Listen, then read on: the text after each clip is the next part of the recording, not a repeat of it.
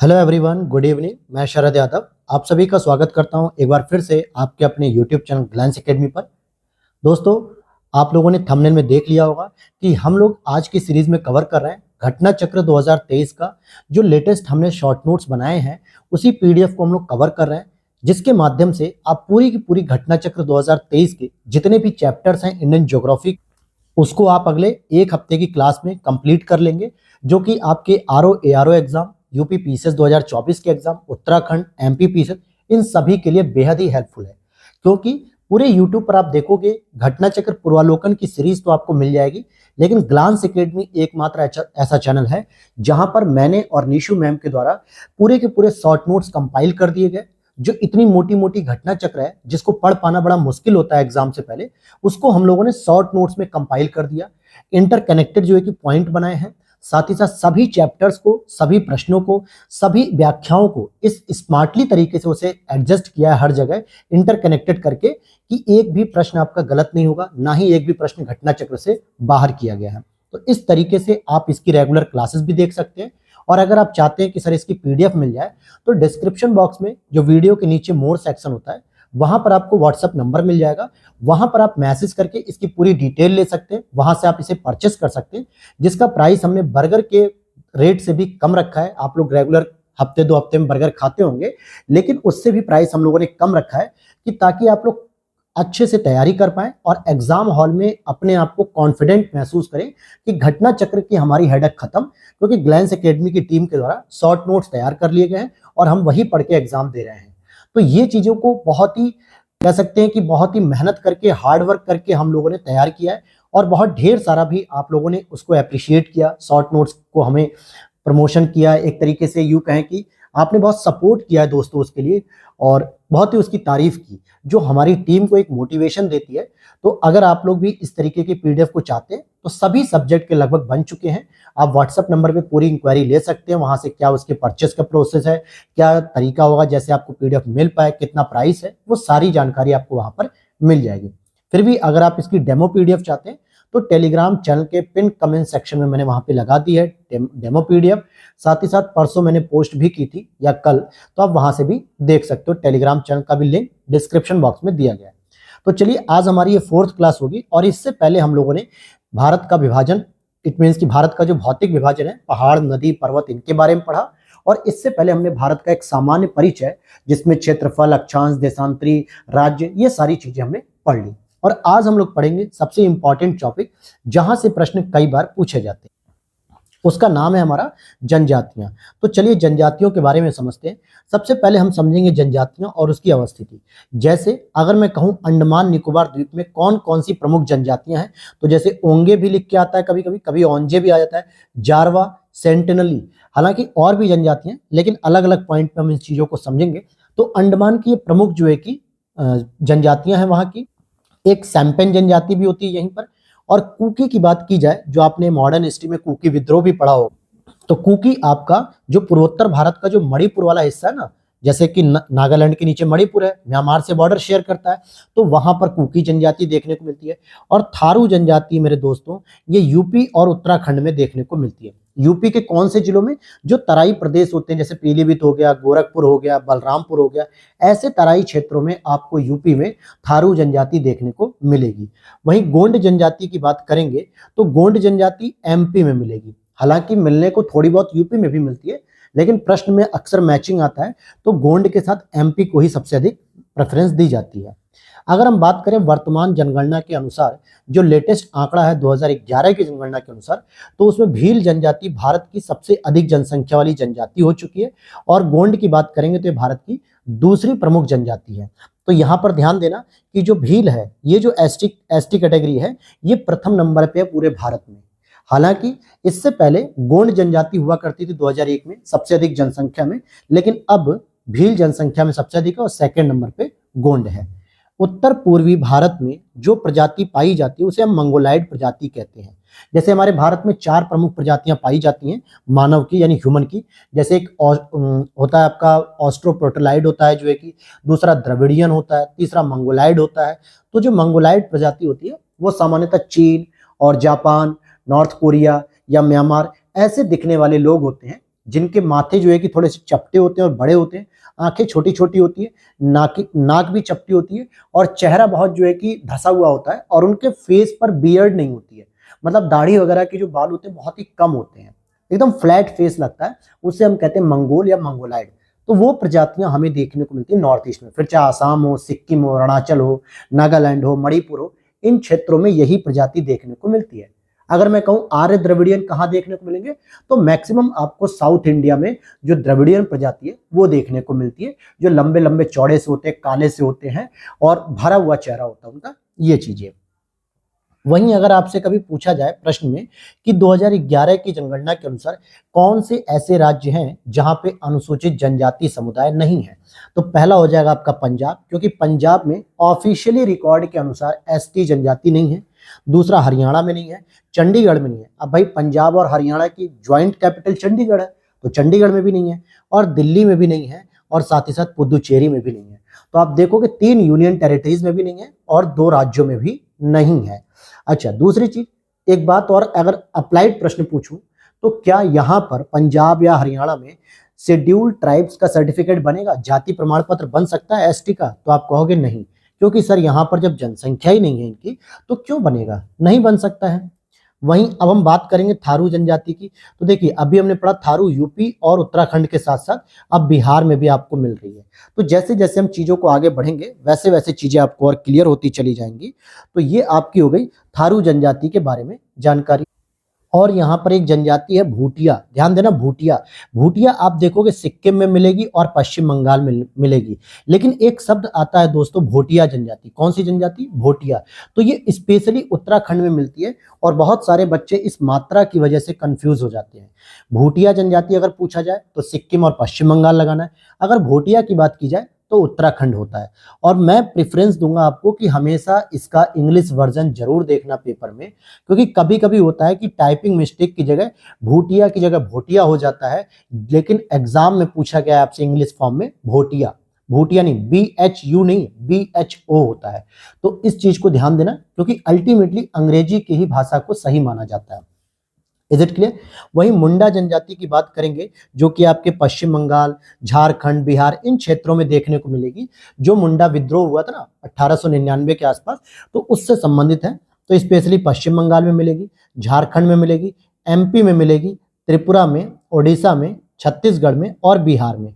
लेकिन अगर हम मुंडा जनजाति की प्रमुखता की बात करें कि सबसे अधिक कहाँ मिलेगी, तो झारखंड में मिल सकती है, ओडिशा में मिल सकती है, पश्चिम बंगाल में, बिहार में।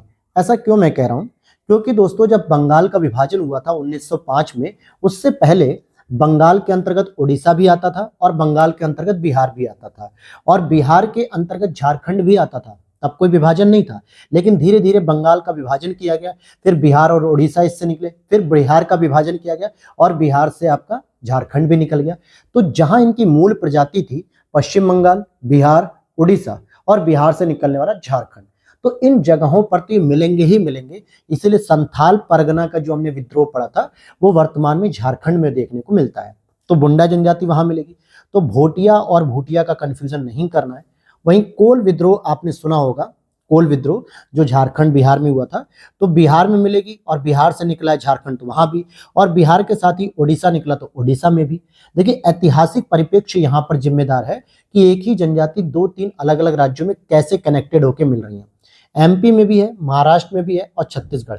जब भाई MP से अलग हो रहा है छत्तीसगढ़, तो छत्तीसगढ़ में भी होगी, क्योंकि मुंडा जनजाति को भी अगर आप देखेंगे तो MP में भी है और उससे अलग हुए हिस्से छत्तीसगढ़ में भी देखने को मिलेंगे। इसीलिए यूपी से अलग हुए उत्तराखंड में भी आपको थारू देखने को जनजाति मिल जाती है। तो यही जो कनेक्टेड पॉइंट होते हैं ना, इन्हीं से आप पहचान पाते हो कि कौन सी जनजाति कहाँ मिलती है, कौन सी कहाँ नहीं मिलती है। इज इट क्लियर दोस्तों?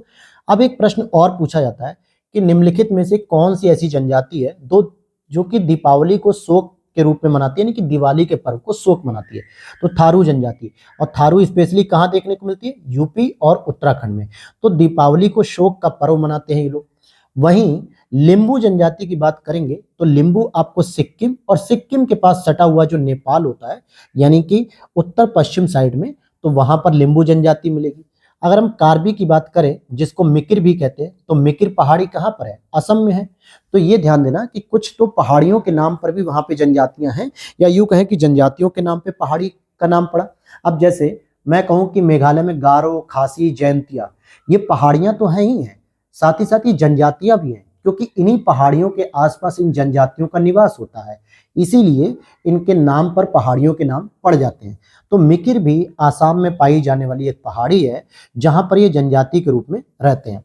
वहीं एक जनजाति है डोंगरिया कोंद। ध्यान देना, डोंगरिया कोंद आपको उड़ीसा में देखने को मिलेगी, और बोंडा, बोंडा भी आपको उड़ीसा में देखने को मिलेगी। फिर आता है धौलाधर श्रेणी की जो प्रमुख जनजातियां। अब धौलाधर श्रेणी किसमें आती है? आप देखोगे तो हिमाचल प्रदेश में इसका विस्तार मिलेगा, थोड़ा बहुत नेपाल, उत्तराखंड में भी मिल जाता है। तो प्रमुखता तो इनका विस्तार हिमाचल प्रदेश में ज्यादा होता है, लद्दाख वगैरह में भी ज्यादा होता है। तो वहां पर आपको गद्दी, गद्दी एक जनजाति है। ये आपके गाड़ी या सीट की गद्दी नहीं है, कुर्सी की गद्दी नहीं, बल्कि गद्दी एक जनजाति है। वहीं लद्दाखी आप देखेंगे, लद्दाख में लद्दाखी मिलेगी, गुज्जर भी मिलेंगे। बकरवाल, बकरवाल दोस्तों कई बार प्रश्न पूछा गया है कि ये किस श्रेणी की जनजाति है, तो धौलाधर श्रेणी में मिलती है, या लद्दाख में कह सकते हो, हिमाचल प्रदेश में कह सकते हो। और लाहौली और बारी, तो मैं आपको दो जनजाति यहां से बताऊंगा जो आपको याद रखना है। एक तो आपको गद्दी याद रखना है, दूसरा बकरवाल, और तीसरा गुज्जर। ये इंपॉर्टेंट है, हिमाचल प्रदेश में मुख्य रूप से धौलाधर श्रेणी के अंतर्गत पाई जाती है।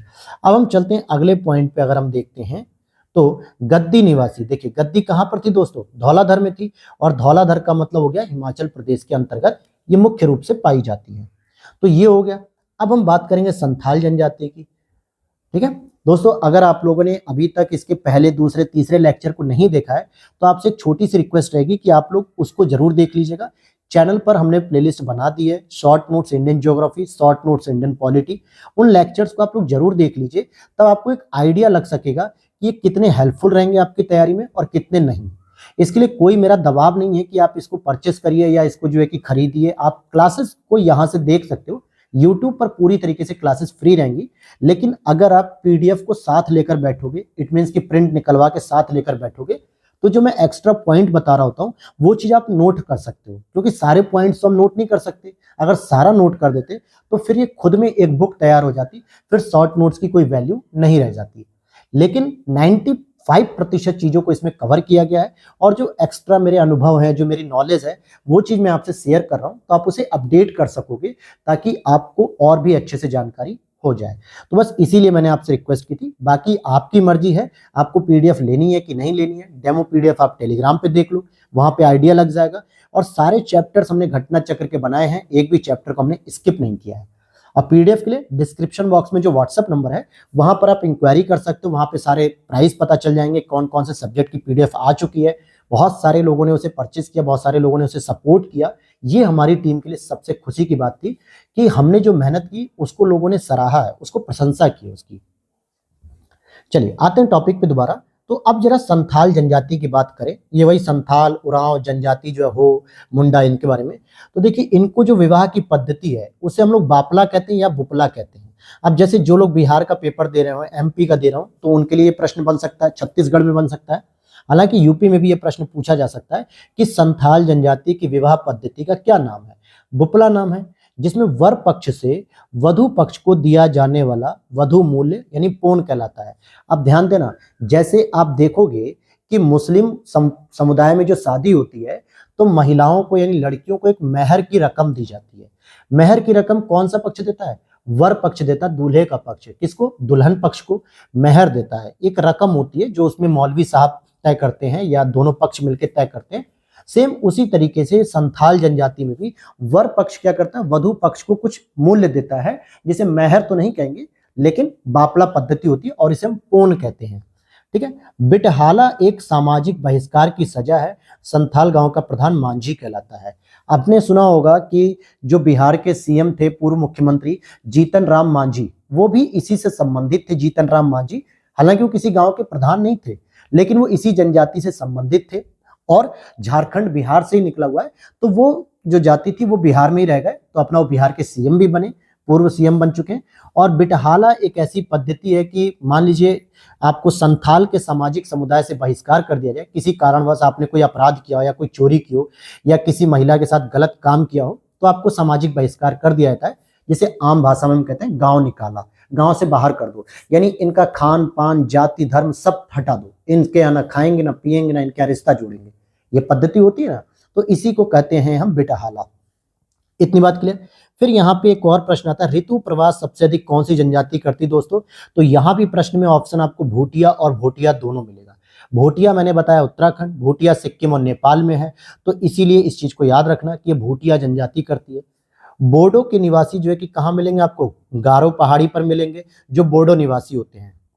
एक टोडा जनजाति भी होती है, टोडा जनजाति आपको नीलगिरी पर्वत श्रेणी पर मिलेंगे, जो कि दक्षिणी भारत में, जहाँ की डोडा बेट्टा एक सबसे ऊंची चोटी है नीलगिरी पर्वत की, तो उसी पर टोडा जनजाति मिलती है। लेकिन यहाँ बोडो जनजाति पूछ रहा है, जो गारो खासी जयंती है, यानी कि गारो पहाड़ी पर रहते हैं। और गारो पहाड़ी का मतलब ये कहाँ रहते होंगे? मेघालय में रहते होंगे। कहाँ पर? मेघालय में। वहीं एक जनजाति है चेंचू। चेंचू जनजाति मुख्यतः आंध्र प्रदेश नहीं बल्कि आंध्र प्रदेश के नल्लामलाई क्षेत्र की है, और यह केरल में भी पाई जाती है। मुख्यतः तो ये केरल में भी पाई जाती है, लेकिन नल्लामलाई जो पर्वत श्रृंखला है ये आंध्र प्रदेश में है, और यहीं पर चेंचू जनजाति पाई जाती है। कहीं कहीं आपको एपी का मतलब अरुणाचल प्रदेश भी लिखा हुआ मिलेगा, लेकिन नल्लामलाई देखकर आप बता देंगे कि आंध्र प्रदेश की बात की जा रही है। फिर यहाँ हम देखते हैं, जिसको अभी मैं बता रहा था आपको, कि टोडा जनजाति में बहुपति विवाह की प्रथा है, और ये नीलगिरी पहाड़ी पर देखने को मिलती है। कहने का मतलब हो गया कि यहाँ पर एक पत्नी कई सारे पतियों के साथ विवाह कर सकती है। अब विवाह का आधार क्या होगा, ये वहाँ का समाज और वहाँ के लोग तय करते हैं, लेकिन उसके पास इतना अधिकार है कि वो अगर एक पति से खुश नहीं है, एक पति से पारिवारिक जीवन अच्छा नहीं चल रहा है, तो वो दूसरी शादी कर सकती है, तीसरी शादी कर सकती है, और तीनों चारों पति उसके साथ एक साथ रह सकते हैं। जैसे महाभारत में पांडवों के साथ द्रौपदी रहती थी, तो द्रौपदी के भी तो 5 पति थे। उसी तरीके से टोडा जनजाति को भी ये छूट है कि आप 5 पति 4 पति जितने पति चाहें आप रख सकती हैं। तो कई बार पूछा जाता है कि बहुपति प्रथा कौन सी जनजाति में? तो टोडा जनजाति में। हालांकि उत्तर भारत की भी एक जाति है, मैं अभी आपको बताऊंगा जनजाति के बारे में, वो भी बहुपति प्रथा को मानती है। वहीं आप देखोगे एक सरहुल नाम का त्योहार होता है, जो उरांव जनजाति के द्वारा मनाया जाता है, जिसमें वृक्षों की पूजा की जाती है, और हो जनजाति और मुंडा भी इस त्योहार को मनाती है, और ये सभी जनजातियां प्रमुख रूप से झारखंड में मिलती हैं। हालांकि मेरा एक दोस्त है झारखंड का जो मुंडा जनजाति से संबंधित है, और एक उरांव दोस्त भी है जो वहीं झारखंड के हैं, तो बताते हैं कि बाकायदा इसमें वृक्षों की पूजा इतनी धूमधाम से की जाती है जैसे लगता है कि एक विवाह का आयोजन किया गया है। तो मैंने उनसे पूछा यार कि ये बताओ, वृक्ष के लिए तो नॉर्मल हम लोग भी पीपल को जल चढ़ा देते हैं, हिंदू लोग जो है कि बाकी जगह जगह पूजा कर लेते हैं, वट के पेड़ की पूजा करते हैं, जो महिलाएं होती हैं वट के पेड़ की पूजा करती हैं शादी होने के बाद, लेकिन ऐसा तुम्हारे त्योहार में क्या है? तो उन्होंने कहा कि सर इसमें वृक्ष की जो पूजा होती है ना, उसको हम देवता के रूप में उसकी पूजा करते हैं, जैसे उसमें भंडारा वगैरह करते हैं, भोजन की व्यवस्था करेंगे, पूरा गांव उसमें झूमेगा, मतलब प्रकृति के निकटता दिखाते हैं कि हम प्रकृति के कितना करीब है, हमारी जो जीवन शैली है वो प्रकृति से कितनी जुड़ी हुई है, और हम प्रकृति की रक्षा में त्योहार मनाते हैं, उस पर कितना भी पैसा हम खर्च कर सकते हैं। तो मुझे ये उनके त्योहार में बड़ा इंटरेस्टिंग लगा यार कि देखिए कुछ भी हो, हम लोग वृक्ष को नुकसान पहुंचा ही रहे हैं अपने डेली लाइफ में कहीं ना कहीं, लेकिन एक ऐसी भी जनजाति जो वृक्ष की पूजा कर रही है। और आपको भी पता है कि हड़प्पा सभ्यता में वृक्षों की पूजा की जाती थी, वृक्षों की पूजा की जाती थी, जो कि प्रकृति के समीप होने का एक सूचक था। तो कहीं ना कहीं मैं ये मान सकता हूं कि उरांव जनजाति या हो जनजाति, मुंडा जनजाति भी हड़प्पा कालीन संस्कृति को फॉलो कर रही है, और यही हड़प्पा कालीन संस्कृति की नियमितता है, गतिशीलता है। इतिहास में पढ़ाऊंगा आपको वहां पे, तो इन चीजों में पूछा जाता है ना कि कैसे हड़प्पा कालीन संस्कृति गतिशील है कि रुक गई या ठहर गई, तो ये सारी चीजें मैं आपको वहां डिस्कस करूंगा। तो ये चीजें आपने समझ ली। अब इसके बाद हम कुछ उत्तराखंड की प्रमुख जनजातियों के बारे में बात करें, तो जैसे थारू जनजाति, ये स्पेशली आप देखोगे यूपी में भी मिलती है। जौनसारी जनजाति, ये भी आपको यूपी में मिल जाएगी। बुक्सा जनजाति और भोटिया जनजाति, ये दोनों प्रमुखता आपको उत्तराखंड में मिलती हैं। इसके प्रमाण बहुत ही कम मिलते हैं यूपी में, लेकिन जौनसारी और थारू के आपको प्रमाण यूपी और उत्तराखंड दोनों मिलेंगे, लेकिन बुक्सा और भोटिया के मुख्यतः उत्तराखंड मिलते हैं। और ये भोटिया जनजाति है, जबकि ऋतु प्रवास करने वाली जो जनजाति होती है उसका नाम भोटिया होता है, जो कि सिक्किम नेपाल में मिलती है। अब यहाँ पर एक जनजाति मैं आपको बता रहा हूँ, दो जनजातियां ऐसी हैं, एक रेंगमा जनजाति और एक अंगामी जनजाति। ये हर बार एग्जाम में पूछा गया, आप पीवाईक्यू उठा के देख लो, आरओ के एग्जाम में देख लो, यूपी पीसीएस में देख लो, 2021-22 के एग्जाम में पूछा गया। हर साल ये दो जनजातियां पूछी जाती हैं। तो नागालैंड में जो जनजाति है, एक तो होती है अंगामी, हालांकि मैंने आगे लिखा होगा लेकिन मैं यहीं पे बता दूं, एक जनजाति होती है रेंगमा। ठीक है, ये दोनों ही जनजातियां आपको नागालैंड में देखने को मिल जाएंगी। आपातानी की बात करें तो ये अरुणाचल प्रदेश में। भोटिया की जनजाति देखिए उत्तर प्रदेश, यानी भोटिया आपको उत्तराखंड के साथ साथ उत्तर प्रदेश में भी कहीं कहीं मिल जाएगी। गोंड जनजाति की बात करें तो मध्य प्रदेश में, हालांकि जनसंख्या के आधार पे भील जनजाति पूरे इंडिया में सबसे अधिक है और गोंड सेकंड नंबर पर है।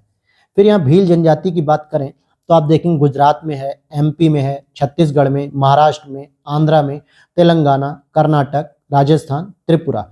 लेकिन अगर आपसे कहा जाए कि सर किसी एक या दो ऑप्शन को आपको चूज करना है, तो भील को सबसे पहला ऑप्शन आपको एमपी मानना है, दूसरा छत्तीसगढ़ मानना है और तीसरा महाराष्ट्र मानना है। ये तीन प्रमुख राज्य हैं जहां पर भील की जनसंख्या सबसे अधिक देखने को मिलती है। अब आते हैं हम टोडा की बात करेंगे तो देखिए मैंने बताया था ऊपर आपको कि टोडा जनजाति में बहुपति प्रथा है, साथ ही साथ जौनसारी में भी है। और जौनसारी आपको मुख्य रूप से कहां देखने को मिलेगी? यूपी और उत्तराखंड में। तो यहां पर भी बहुपति प्रथा देखने को मिल जाती है। तो क्लियर हो गया, टोडा और कौन सी जनजाति? जौनसारी। इन दोनों में ही बहुपति प्रथा का जो है कि चलन देखा जाता है। और आगे चलें अब जरा देखते हैं राजी जनजाति के बारे में भाई समझ लेते हैं। ये छोटी छोटी जनजातियां जो मुख्य रूप से वहीं पाई जाती हैं। तो जैसे राजी जनजाति उत्तराखंड में पाई जाती है। लेपचा और भूटिया ये दोनों ही जनजातियां आपको सिक्किम में देखने को मिलेंगी। लेपचा याद रखना आप लोग। बिरहोर की बात करें तो ये झारखंड में है, ओडी का मतलब ओडिशा और एमपी का मतलब मध्य प्रदेश में। वहीं सहरिया की बात करें तो आपको राजस्थान में देखने को मिल जाएगी, जबकि पहरिया और अगरिया उत्तर प्रदेश में देखने को मिलती है। अब यहाँ पर देखना कि सहरिया, पहरिया, अगरिया तीन अलग अलग नाम हैं। तो पहरिया और अगरिया उत्तर प्रदेश में मिलती है। स्पेशली ये दो जनजाति आपको सोनभद्र में ज्यादातर देखने को मिल जाएंगी। लेकिन सहरिया कहाँ पर है? राजस्थान में। यूपी में भी सहरिया मिलती है लेकिन उसका नाम है ललितपुर में। तो सहरिया यूपी में जो मिलती है वो ललितपुर में मिलती है, लेकिन मुख्य रूप से राजस्थान की जनजाति ये होती है। अब एक समुदाय होता है दोस्तों चांगपा समुदाय, उसकी बात कर लेते हैं। तो ये मुख्यतः लद्दाख के जास्कर क्षेत्र में रहते हैं। और जास्कर कैसी हिमालय श्रृंखला है? ये मैंने आपको बताया था कि ट्रांस हिमालय श्रृंखला है। कैसी? ट्रांस हिमालय श्रृंखला। कभी कभी आपसे पूछ लिया जाता है कि ट्रांस हिमालय का जो क्रम है वो क्या है। तो सबसे पहले ऊपर आपको मिलेगा, सबसे ऊपर कराकोरम। कौन सी मिल जाएगी दोस्तों? कौन सी मिलेगी? कराकोरम। तो सबसे ऊपर मिलेगी कराकोरम, फिर उसके बाद मिलेगी आपको लद्दाख श्रेणी और फिर उसके बाद आपको मिलेगी जास्कर श्रेणी। तो ये तीनों आपको ट्रांस हिमालय में और इसी लद्दाख श्रेणी के अंतर्गत आपको चांगपा समुदाय देखने को मिलेगा, जिसका मुख्य व्यवसाय होता है पशुपालन करना। और वो पशुपालन में भी बकरियों का पालन ज्यादातर करते हैं। कौन सी? पश्मीना बकरियों का, क्योंकि पश्मीना से जो बनने वाली ऊन होती है या जो शॉल होती है वो सबसे अधिक किफायती और सबसे उत्तम क्वालिटी की मानी जाती है। कई बार आपसे पूछा जाएगा कि जो पश्मीना ऊन है या पश्मीना जो शॉल है वो बकरी से बनती है या भेड़ के या खरगोश से? तो आपको लगता है सर भेड़ के बालों से ऊन बनता है, लेकिन ध्यान देना कि पश्मीना एक बकरी की प्रजाति है और इससे सबसे उत्तम कोटि की शॉल तैयार होती है। तो आगे देखेंगे आप कि देखिए ये जो प्रश्न मैं बता रहा था आपको, ये कई बार पूछा जाता है कि नागालैंड में जो प्रमुख जनजातियां उसमें कौन कौन होती हैं। तो एक रेंगमा मैंने बताई थी, एक अंगामी बताई थी और एक कोन्याक भी आप याद रख लीजिएगा। ध्यान देना इस बार भी आपको इन तीन में से एक न एक प्रश्न मिल जाएगा, आरओ में या फिर यूपी पीसीएस में, क्योंकि ये कई बार पूछा जाता है, कई बार ये रिपीटेड प्रश्न है दोस्तों। तो काफी फेवरेट ये जनजाति नागालैंड की। वहीं अंडमान निकोबार की अगर मैं पूरी जनजाति की बात करूं तो कौन कौन सी जनजातियां वहां देखने को आपको मिल सकती हैं, तो अगर हम बात करें डिटेल से तो अंडमान निकोबार में एक आपको मिलेगी हालचू, एक ओंजे, इसको ओगे भी पढ़ते हैं, ओंजे भी पढ़ते हैं, एक सोमपेन या सैम्पेन भी होता है, अंडमानी, सेंटनली और इस तरीके से एक जारवा जनजाति भी है। हालांकि ये भारत की सर्वाधिक आद्य जनजाति इसको माना जाता है। तो कभी कभी प्रश्न पूछा जाता है कि भारत की सर्वाधिक आद्य जनजाति कौन सी है, यानी कि सबसे नवीन जनजाति कौन सी है, तो वो हो जाएगी आपकी जारवा जनजाति। क्लियर? तो आपको देखो ओंजे पता होगी तो हो सकता है, अंडमानी तो आप नाम से समझ रहे हो, सोमपेन भी पता है, लेकिन हालचू, जारवा, सेंटनली ये आपको याद होना चाहिए। फिर वही मंगानियार जनजाति राजस्थान का एक मुस्लिम समुदाय है और संगीत परंपरा के लिए विख्यात है। आपने कई बार रील्स देखी होगी दोस्तों कि लोग रेगिस्तान में जब जाते हैं राजस्थान में घूमने के लिए, तो वहाँ रेगिस्तान में कुछ लोग कुछ गीत वगैरह गाते हैं, लोक परंपरा के गीत गाते हैं, अपने लोकल जो गैजेट्स होते हैं, टूल्स होते हैं, उनके माध्यम से सुर ताल मिलाते हैं। वो लोग मंगानियार जनजाति के लोग होते हैं जो रेगिस्तानों में घूमते हैं, मुख्यतः टूरिस्ट को आसपास एंटरटेन करते हैं, ये सारी चीज। तो मंगानियार क्या है? मुस्लिम समुदाय और एक जनजाति है ये राजस्थान की। भरमौर जनजाति क्षेत्र हिमाचल प्रदेश के अंतर्गत आता है, भरमौर जनजाति क्षेत्र। फिर यहाँ पर एक और प्रश्न देखेंगे, देखिए रिपीटेड प्रश्न होगा दोस्तों, जिसमें पूछा गया है कि अंगामी कहाँ की जनजाति है? तो ये नागालैंड की है। खस कहाँ की जनजाति है? तो यूके, एचपी और जे की। मतलब यूके मतलब यूनाइटेड किंगडम नहीं, बल्कि उत्तराखंड हो गया, एचपी मतलब हिमाचल प्रदेश और जे के मतलब जम्मू कश्मीर। तो यहाँ पे एक खस जनजाति है। वहीं तमरिया जनजाति की बात करें तो झारखंड और उड़ीसा। मैंने आपको एक बेसिक लिंक बता दिया दोस्तों कि जो जनजाति आपको अगर झारखंड में मिल रही है तो उसके 90% चांस होते हैं कि वो बिहार में भी मिलेगी और उड़ीसा में भी, क्योंकि प्राचीन समय में यानी कि मॉडर्न हिस्ट्री में आप देखोगे ये तीनों एक ही क्षेत्र थे। पश्चिम बंगाल के अंतर्गत बिहार भी था, उड़ीसा भी था और बिहार के अंतर्गत झारखंड भी था। इसी तरीके से जो जनजाति आपको यूपी में देखने को मिल जाएगी वो उसके मैक्सिमम चांस होंगे कि वो उत्तराखंड में भी मिलेगी, क्योंकि एक ही हिस्से तो हैं ये। वहीं अगर हम बात करें कि जो जनजाति आपको एमपी में देखने को मिलेगी वो आपको छत्तीसगढ़ में भी देखने को मिल सकती है। तो इस तरीके से आप लिंक लगा सकते हो, इंटरकनेक्टेड कर सकते हो इन जनजातियों के बारे में। अब जैसे अगरिया जनजाति की बात करें तो ये ललितपुर में है, ठीक है। और लोहासुर को बात करें तो ये अपने लोहासुर किसको, मतलब लोहासुर को ये देवता मानती है अगरिया जनजाति। और हमने पहरिया जनजाति बताई थी कि यूपी में है। वहीं कुकी की बात करें तो भाई हमने कुकी आंदोलन बताया था आपको। अभी मैंने कमेंट सेक्शन में मुझे चाहिए कि आप बताओ कुकी जो जनजाति है वो कहाँ पर है और ये कुकी आंदोलन कब हुआ था। तो कुकी आंदोलन बताना है। हालांकि है तो पूर्वोत्तर भारत, लेकिन पर्टिकुलर स्टेट कौन सा है अभी मैंने ऊपर ही पढ़ा है, तो इसको बताइए आप लोग। यानदी की बात करेंगे तो ये आंध्र प्रदेश में है। पालियान की बात करें तो केरल में है और पल्लीयान की बात करें तो तमिलनाडु में।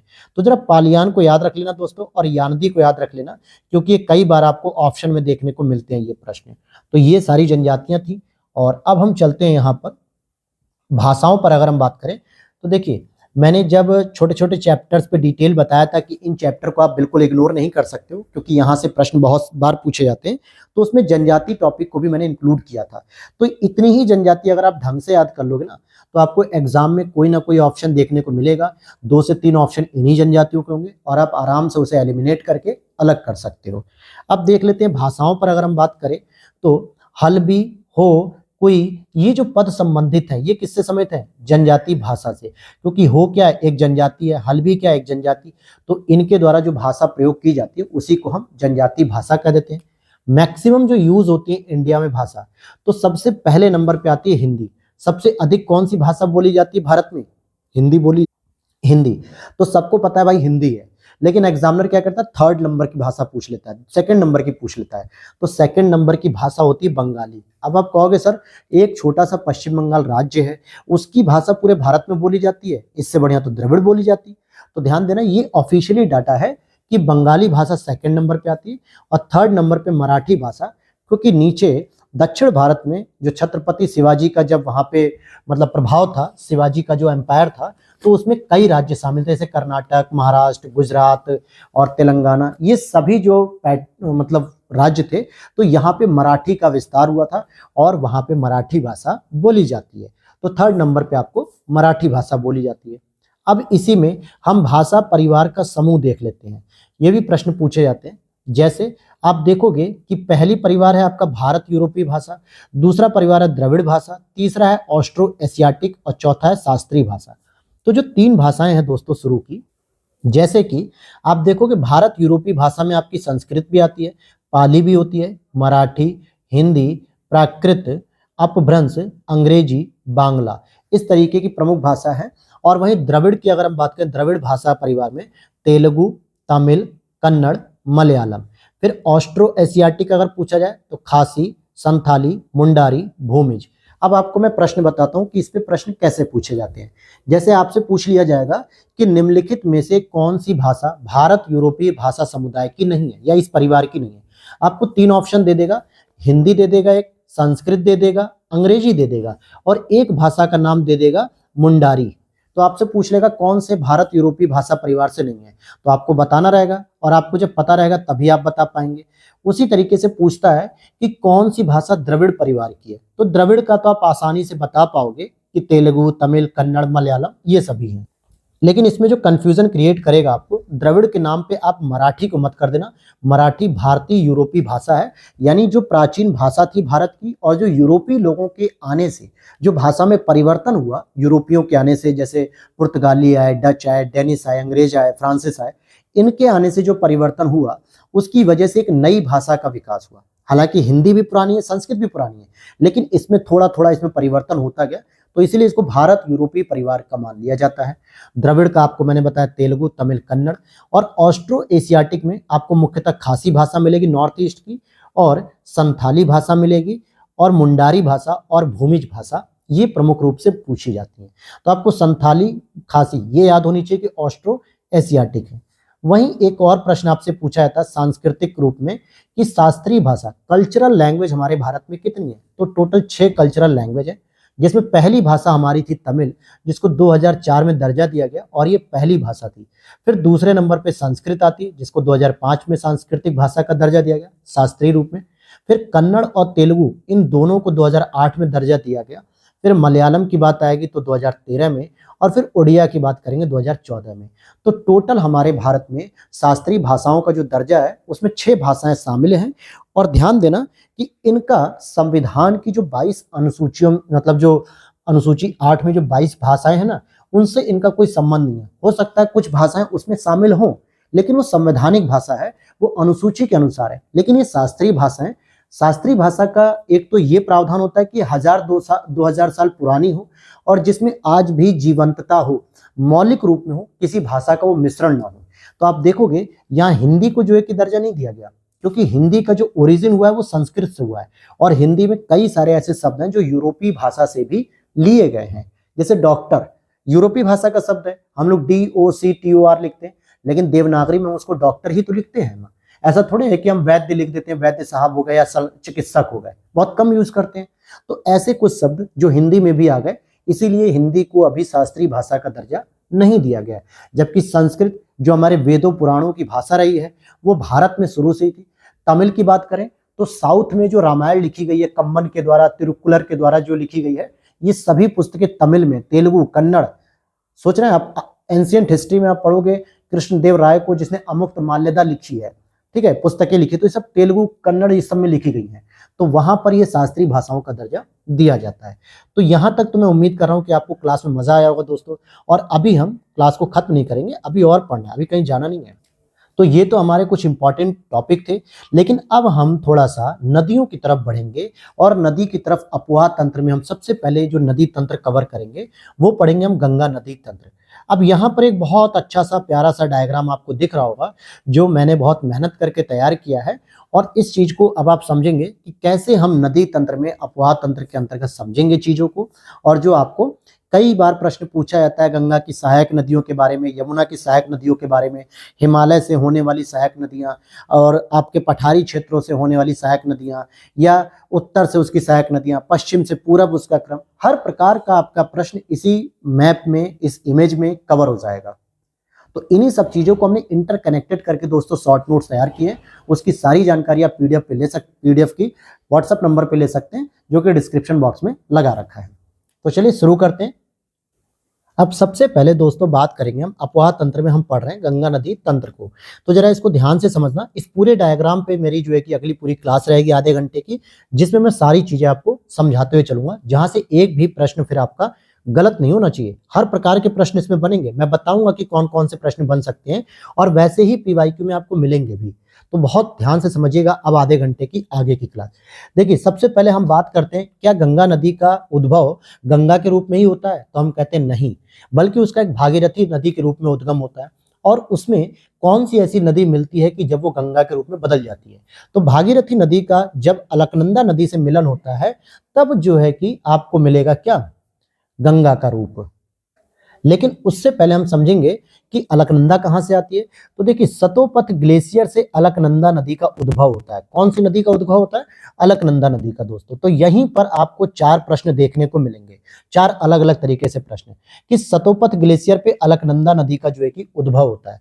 और जब इस अलकनंदा नदी में दोस्तों आपकी धौली गंगा आकर मिलती है, किस तरफ से?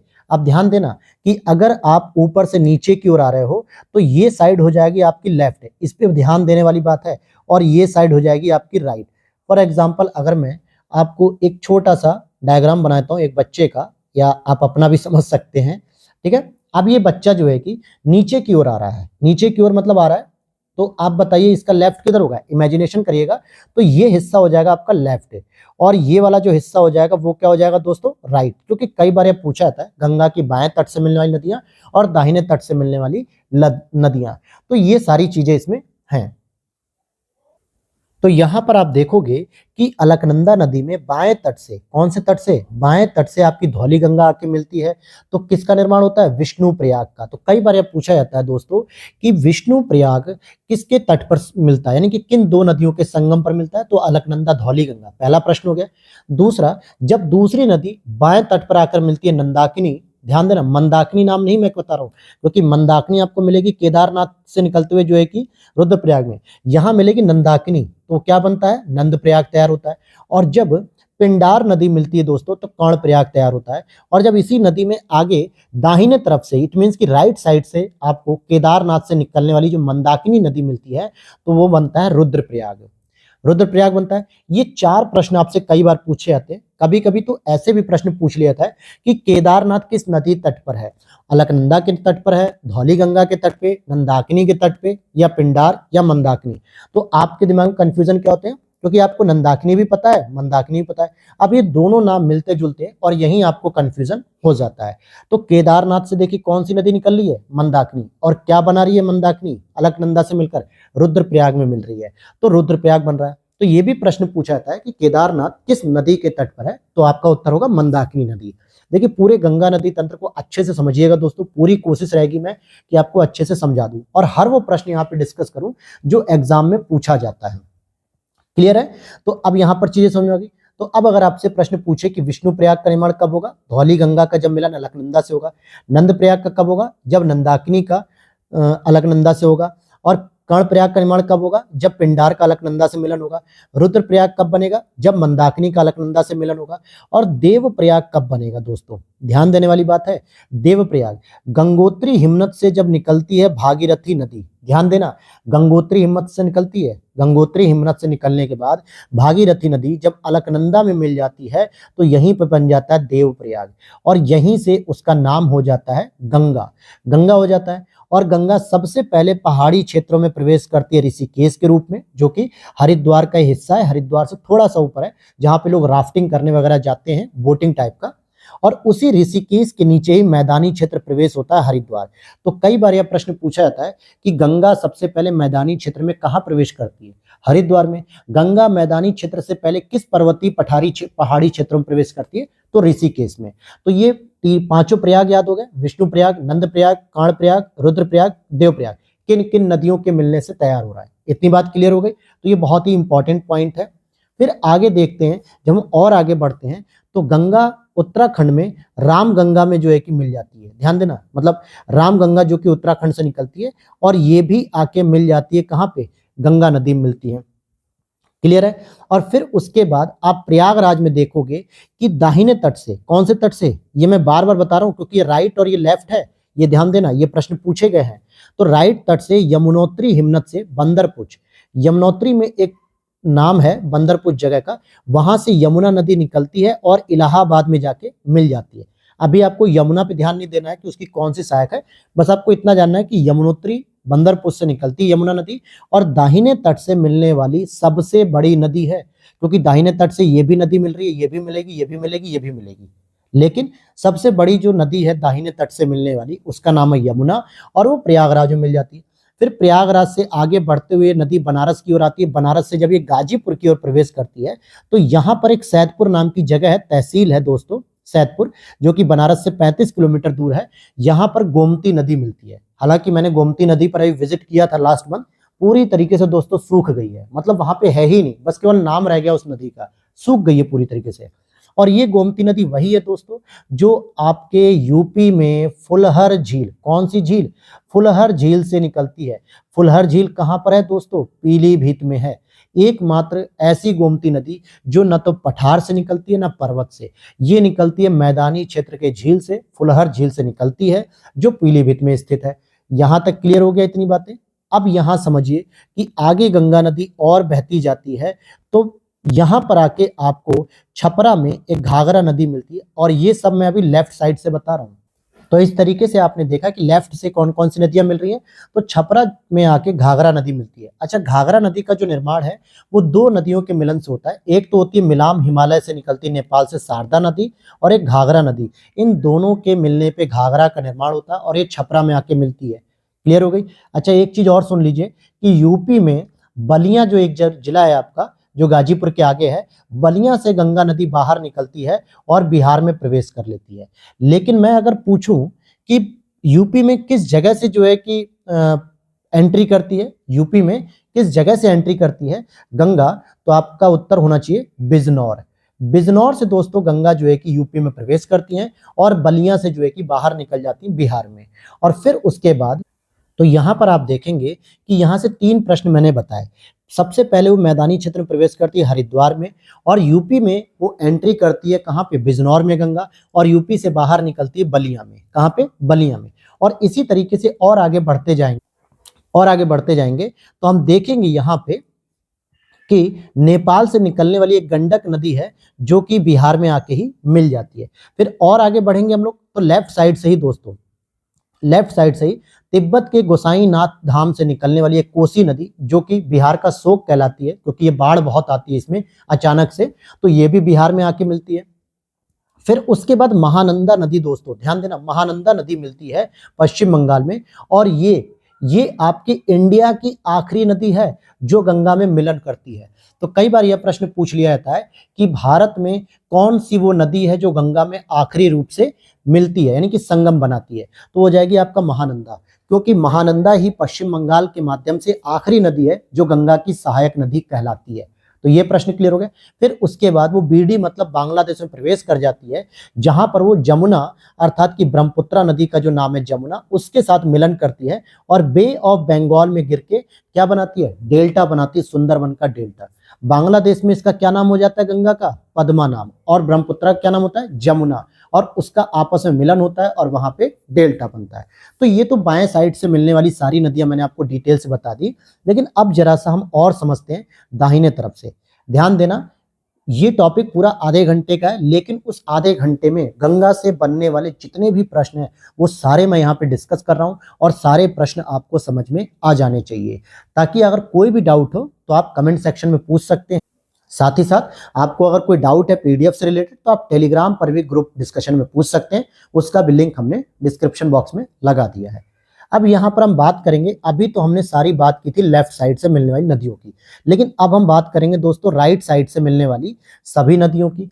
तो आप जरा देखिए, यमुनोत्री से निकलने वाली जो यमुना दाहिने तट से मिलने वाली प्रयागराज में मिलती है, ये सबसे बड़ी सहायक नदी है। इसके बाद आप और आगे बढ़ते हैं तो कर्मनासा एक नदी है जो चौसा नाम की जगह से निकलती है और यहाँ पे आपको मिल जाती है। ये वही कर्मनासा है जहां पे 1539 और 40 में आपका शेरशाह सूरी और हुमायूं का युद्ध हुआ था। ये वही कर्मनासा नदी चौसा नदी है, चौसा के पास। और फिर और आगे जब गंगा बढ़ती है तो अब देखिए लेफ्ट साइड वाला आप छोड़ दीजिए, वो मैंने पूरा बता दिया। फिर यहां से एक सोन नदी आकर मिलती है पटना में। पटना में एक पहलेजा घाट है, वहीं पर सोन नदी मिल जाती है। अगर मैं बात करूं सोन नदी कहां से निकलती है, तो अमरकंटक के पठार से निकलती है, और खुद इसमें भी दो सहायक नदियां होती हैं। जैसे एक होती है रिहंद नदी और एक होती है कोयल नदी। ध्यान देना, कोयल नदी और रिहंद नदी। इस कोयल नदी के दो पार्ट हैं, एक होता है उत्तरी कोयल और एक होता है दक्षिणी कोयल। दक्षिणी कोयल झारखंड में मिलेगी, उत्तरी कोयल सोन नदी में आकर मिल जाती है, और रिहंद नदी ये सोनभद्र में मिलती है। कहां पर मिलती है दोस्तों, सोनभद्र में इसकी सहायक नदी है रिहंद नदी, और ये दोनों नदियां सोन नदी में मिलती है, और फिर सोन नदी पटना में जाके गंगा नदी से मिल जाती है, और इसका उद्भव कहां से होता है, अमरकंटक से होता है। Is it clear. फिर आगे देखते हैं हम, एक पुनपुन नदी है, यह भी पटना के समीप आके गंगा नदी से मिल जाती है, और एक ध्यान देना जिसको हम लोग डिस्ट्रीब्यूटरी कहते हैं। एक होता है दोस्तों ट्रिब्यूटरी, ट्रिब्यूटरी का मतलब होता है सहायक नदी, और एक होता है आपका डिस्ट्रीब्यूटरी, डिस्ट्रीब्यूटरी मतलब होता है वितरिका, जो गंगा नदी से अलग होती है। तो इसीलिए आप इसका एरो देख पा रहे होंगे, एरो मैंने नीचे लगाया, यानी गंगा से बहते बहते एक बाहर की ओर निकल जाती है हुगली नदी, इसको वितरिका कहते हैं, और ये फरक्का में वेस्ट बंगाल के पास है, और इसी के पास आपका कलकत्ता पोर्ट भी देखने को मिलता है, और इसीलिए कलकत्ता पोर्ट को नदीय पोर्ट भी कहा जाता है, नदीय बंदरगाह, क्योंकि हुगली नदी के तट पर विकसित है। जबकि जितने भी आप बंदरगाह देखोगे, चाहे मुंबई बंदरगाह देख लो, जवाहरलाल नेहरू देख लो, या फिर विशाखापट्टनम देख लो, कोई भी आप देख सकते हो जो बंदरगाह है, वो मैक्सिमम सारे के सारे समुद्र के तट पर हैं।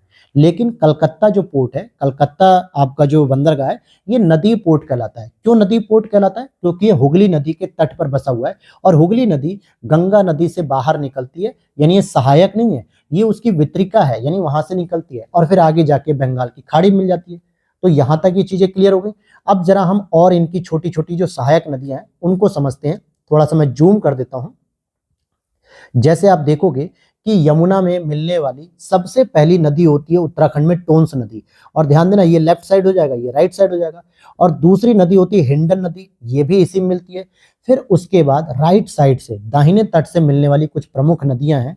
जैसे अगर मैं बात करूं कि एक नदी आती चंबल नदी, ध्यान देना, एक एक डायग्राम को समझो दोस्त, आप समझ लोगे। अगर फिर भी नहीं समझ में आएगा तो एक बार ये क्लास दोबारा देख लीजिएगा, पूरा समझ में आ जाएगा। बहुत आसानी से और बहुत आराम से आपको समझा रहा हूं।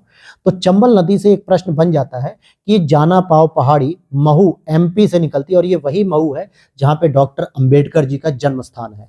एक पॉइंट से देखो, दो तीन पॉइंट जब पढ़ोगे ना, तब दोस्तों मजा आता है पढ़ने में, तब आपको लगता है कि हाँ मेरी नॉलेज इन्हांस हो रही है। अगर आप केवल बस रट रहे हो चंबल नदी जाना पाव पहाड़ी से निकली है, कोई मतलब नहीं निकलता। आप ये देखो ना, चंबल से संबंधित और भी क्या क्या चीजें हैं भाई। चंबल नदी के बारे में आपको पता होना चाहिए। यहाँ पर जो है कि ये संयुक्त परियोजना चलती है, एमपी है, राजस्थान है, यूपी है, इसमें जवाहर सागर, राणा सागर, इस तरीके के बांध है। ये सब चीजें हम लोग आगे डिस्कस करेंगे। तो अभी ये समझा आपने। अब चंबल है तो यमुना की सहायक, लेकिन चंबल की भी कुछ नदियां सहायक हैं, जैसे क्षिप्रा, और इसी क्षिप्रा नदी के तट पे उज्जैन आपका जो कि धार्मिक स्थल है, जहां पे महाकालेश्वर मंदिर है। ठीक है, महाकालेश्वर मंदिर है, ये प्रसिद्ध है, और यहाँ पे आपका महाकुंभ भी आयोजित किया जाता है। तो ये वही उज्जैन है जो क्षिप्रा नदी के तट पर है। और क्षिप्रा किसकी सहायक नदी है? चंबल की। फिर एक काली सिंध है, ये भी चंबल की सहायक है। फिर एक पार्वती है, ये भी चंबल की सहायक है। एक मेज है और एक बनास है, ये सभी की सभी चंबल की सहायक नदी है, और फाइनली जाके ये यमुना में मिल जाती हैं। एक काली सिंध है जो चंबल की सहायक नदी है, लेकिन एक सिंध नदी है दोस्तों जो डायरेक्टली यमुना में जाके मिलती है, न कि चंबल में। और एक नदी आती है आपकी बेतवा, जो हमीरपुर विंध्यन पहाड़ी से इसका उद्भव होता है, हमीरपुर या यूपी, और यहाँ से जो है कि ये बेतवा नदी यमुना में मिल जाती है। और कहाँ पर मिलती है? हमीरपुर में मिलती है। हालांकि इसका उद्भव विंध्यन पहाड़ी में होता है, लेकिन ये जिस पॉइंट पे मिल रही है यहाँ पे, ये हमीरपुर का क्षेत्र है जो आपके यूपी में है। वहीं जो केन नदी है, ये कहाँ पर मिलती है? इस पॉइंट पे ये बांदा में मिलती है। जालौन, बांदा और ललितपुर, महोबा, ये जो क्षेत्र है ना दोस्तों, हमीरपुर वगैरह, ये इन्हीं क्षेत्रों में जाकर ये मिलती है। तो अब छोटा सा एक रिवीजन आप यहीं से कर सकते हो। यमुना भी आपने इसी में पढ़ लिया कि यमुना की जो लेफ्ट साइड से है टोंस और हिंडन, वहीं राइट साइड से आप देखोगे इटावा में आके चंबल नदी मिल जाती है, और हमीरपुर में आपको बेतवा नदी मिल जाएगी यहाँ पे, और बांदा में आपको केन नदी मिल जाएगी यहाँ पर। अब इसी में और सहायक नदी की बात करें तो चंबल में क्षिप्रा एक सहायक नदी है, जिसपे उज्जैन महाकालेश्वर मंदिर है। फिर काली सिंध, फिर पार्वती, मेज और बनास, ये सभी इसकी सहायक नदियां हैं। तो इतनी बातें आपको क्लियर हो गई। तो अब आप यहाँ पर देख सकते हो कि पूरी की पूरी गंगा नदी के बारे में मैंने बता दिया, और हर एक प्रश्न जो यहाँ से बन सकते थे वो सारे के सारे प्रश्न मैंने आपको समझा दिया। उम्मीद कर रहा हूँ कि वीडियो में ये पार्ट आपको बहुत अच्छे समझ में आ गया होगा, और अब आप गंगा का कोई भी प्रश्न गलत नहीं करोगे। अब यहाँ से जो प्रयाग वाले जो प्रश्न बनते हैं ये भी क्लियर हो जाएंगे। लेफ्ट साइड से मिलने वाली नदियाँ ये भी क्लियर हो गई, राइट साइड से मिलने वाली नदियाँ ये भी क्लियर हो गई। अच्छा, एक प्रश्न जो छूट रहा है, वो अक्सर ऐसा प्रश्न भी पूछ लेते हैं कि गंगा में निम्नलिखित में से कौन सी नदियां जो हिमालय से मिलती हैं। तो भाई लेफ्ट साइड से आने वाली जितनी भी नदियां हैं, केवल आपको गोमती नदी को छोड़ दिया जाए तो ये सारी नदियां कहीं ना कहीं आपके हिमालय या ग्लेशियर से ही आ रही है। रामगंगा भी आ रही है उत्तराखंड में, ये जितनी प्रयाग वाली नदियां ये भी सब आ रही हैं। ये शारदा घाघरा भी देखिए हिमालय से है, नेपाल के हिमालय से गंडक, गोसाईनाथ तिब्बत से कोसी नदी, महानंदा, ये सभी नदियां किससे आ रही हैं? हिमालय से आ रही हैं। लेकिन जो गोमती नदी है दोस्तों, ये झील से आ रही है, यानी कि एक फुलहर झील से आ रही है, और जो कि हिमालय से नहीं आती है। बाकी इसी तरीके से एक प्रश्न पूछा जाता है कि दक्षिण भारत से, या यूं कहें कि जो राइट साइड से आने वाली नदियां हैं वो हिमालय से नहीं आती हैं, वो किसी न किसी पर्वत से, पठारी से, या फिर पठार से आती है। जैसे सोन नदी आपके अमरकंटक पठार से आती है, और हमीर बेतवा आपकी हमीर विंध्यन पहाड़ी से, चंबल आपकी जानापाव पहाड़ी से। बस एक यमुना नदी है जो राइट साइड से मिलती तो है, लेकिन ये हिमालय की नदियां हैं। तो इतनी सारी चीजें क्लियर हो गई। अब जरा हम इससे रिलेटेड कुछ पॉइंट को कवर कर लेते हैं, तो इनको भी चलिए देख लेते हैं। सबसे पहली चीज कि गंगा नदी उदाहरण है पूर्ववर्ती अपवाह का। हालांकि पूर्ववर्ती अपवाह के 3 प्रमुख नदियां उदाहरण होती हैं। एक तो आपको मिलेगी सिंधु, एक मिलेगी आपको सतलज, और एक मिलेगी आपको ब्रह्मपुत्रा। ये 3 प्रमुख नदियां हैं जो पूर्ववर्ती अपवाह का उदाहरण होती हैं। पूर्ववर्ती का मतलब होता है दोस्तों कि पहाड़ों के निर्माण होने से पहले ही ये बह रही हैं। अब आप कहोगे ट्रांस हिमालय देखो निकल रहा था, बृहद हिमालय आपका ऊपर बढ़ रहा था। जैसे मान लीजिए ये नदी आपस में पहले से ही बह रही है, ठीक है, ये नदियां पहले से बह रही हैं, और इसी दौरान ये पर्वत निकल रहे हैं, पर्वत ऊंचे हो रहे हैं, तो क्या ये नदियां अपना रास्ता बदल लेंगी? नहीं, ये नदियां इसी पर्वतों को काटते हुए बहती रहेंगी अपना। तो ये पूर्ववर्ती उदाहरण हो गया। हालांकि गंगा को कभी पूर्ववर्ती उदाहरण नहीं माना जाना चाहिए, लेकिन फिर भी जो लघु हिमालय है, बृहद हिमालय, शिवालिक हिमालय, इनकी उत्पत्ति तो गंगा के बाद हो रही है। तो गंगा नदी पहले से इन पर्वतों को काटती जाती है, अपनी रास्ता बनाते रहती है, घाटी का निर्माण करती रहती है, इसीलिए इनको पूर्ववर्ती उपवाह में रखते हैं। लेकिन अगर 4 ऑप्शन आपसे दे दिए जाए, ध्यान देना, एक आपको ऑप्शन दिया जाए ब्रह्मपुत्रा नदी, एक ऑप्शन आपको दिया जाए सिंधु नदी, एक ऑप्शन आपको दिया जाए सतलज नदी, और एक ऑप्शन आपको दिया जाए गंगा नदी, और यहां पर प्रश्न पूछ लिया जाए कि निम्नलिखित में से कौन सी ऐसी नदी है जो पूर्ववर्ती अपवाह का उदाहरण नहीं है, तो भाई ये 3 नदियां तो हैं लेकिन गंगा नहीं है। तो एग्जामिनर भी इसी को उत्तर मारेगा, इसीलिए आप पढ़ जरूर रहे हो यहाँ पर, लेकिन आपको उत्तर क्या लगाना है? गंगा लगा देना है। क्लियर हो गई बात? अगर मान लो इनमें से सतलज नाम ना रहे, ब्रह्मपुत्रा रहे, सिंधु रहे, गंगा रहे और यमुना रहे, तो आपको यमुना उत्तर करना है, तब आपको गंगा को पूर्ववर्ती अपवाह में मान लेना है। तो ये प्रश्न पे डिपेंड करेगा कि कैसा वो प्रश्न पूछा जा रहा है एग्जामिनर से। अब यहाँ पे देखिए ये चीज रिवीजन हो जाएंगी। रुद्रप्रयाग कहाँ बन रहा है? मैंने बताया था कि जहाँ पे मंदाकिनी नदी मिलेगी अलकनंदा के साथ, और मंदाकिनी नदी के तट पे क्या मैंने बताया था? केदारनाथ का मंदिर है, भगवान भोलेनाथ का। नंद प्रयाग कहाँ बनेगा? न से नंद प्रयाग, न से नंदाकिनी नदी जब मिलेगी। कर्ण प्रयाग कहाँ बनेगा? जहाँ पिंडर नदी मिलेगी।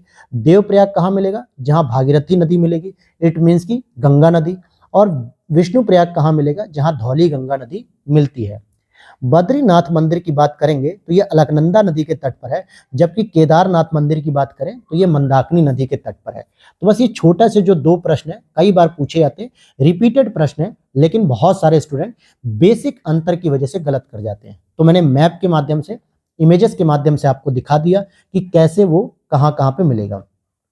अच्छा, गंगा से रिलेटेड दोस्तों एक प्रश्न और आता है जो मैक्सिमम स्टूडेंट को कंफ्यूज करता है, हालांकि पहले मुझे भी करता था लेकिन अब नहीं करता है। आपसे पूछा था कभी कभी दक्षिण गंगा और दक्षिण की गंगा। अब यहां पर बताओ ये कैसे समझा जाए? अगर आपसे प्रश्न पूछा जाए केवल कि दक्षिण गंगा किसे कहते हैं, तो आपका उत्तर होना चाहिए गोदावरी। लेकिन अगर पूछा दक्षिण की गंगा किसे कहते हैं, तो आपका उत्तर होना चाहिए कावेरी। ऐसा क्यों कह रहा हूं मैं? देखिए, दक्षिण गंगा तो इसलिए कहा जा रहा है क्योंकि पूरे भारत की सबसे लंबी नदी कौन सी है? गंगा नदी है, जिसकी लंबाई कितनी है? 2525 किलोमीटर। ध्यान देना, ब्रह्मपुत्र और सिंधु सबसे बड़ी लंबी नदी नहीं है, क्योंकि उनका उद्गम जहां से हो रहा है और कराची होते हुए जो कि गिर रही है अरब सागर में सिंधु नदी, तो नो डाउट वो बहुत बड़ी हो सकती है, लेकिन भारत में उसका क्षेत्रफल कितना? बहुत छोटा है। ब्रह्मपुत्र का भी इसी तरीके से बहुत छोटा है, अरुणाचल प्रदेश से प्रवेश करते हुए असम मेघालय से होते हुए नीचे गिर जाती है। लेकिन गंगा नदी 2525 किलोमीटर की पूरी दूरी भारत में तय करती है। ध्यान देने वाली बात है, पूरी दूरी तय कर लेती है। वहीं अगर हम बात करें दक्षिण भारत की जो सबसे बड़ी नदी है, जो लगभग 1400 किलोमीटर से अधिक की है, इसीलिए गोदावरी को दक्षिण की मतलब दक्षिण गंगा कहा जाता है। पहला पॉइंट क्लियर हो गया। दूसरा, फिर आप कहोगे सर कावेरी को क्यों बोलते हैं? तो कावेरी दोस्तों एक ऐसी नदी है जिसको 24 मतलब कह सकते हैं 12 माह पानी मिलता है। अगर हम बात करें कि दक्षिण में कावेरी नदी को आप देखोगे पश्चिमी मानसून से जो है कि पूरा का पूरा पानी मिलता है, कावेरी नदी में पूरा पानी रहता है पश्चिमी मानसून से। वहीं अगर हम बात करें पश्चिमी मानसून के अलावा आप देखोगे कि जो नॉर्थ ईस्ट का पार्ट होता है ना, आप ऐसे समझ लीजिए, मैं आपको यहाँ पे एक छोटा सा मैप बनाता हूँ भारत का।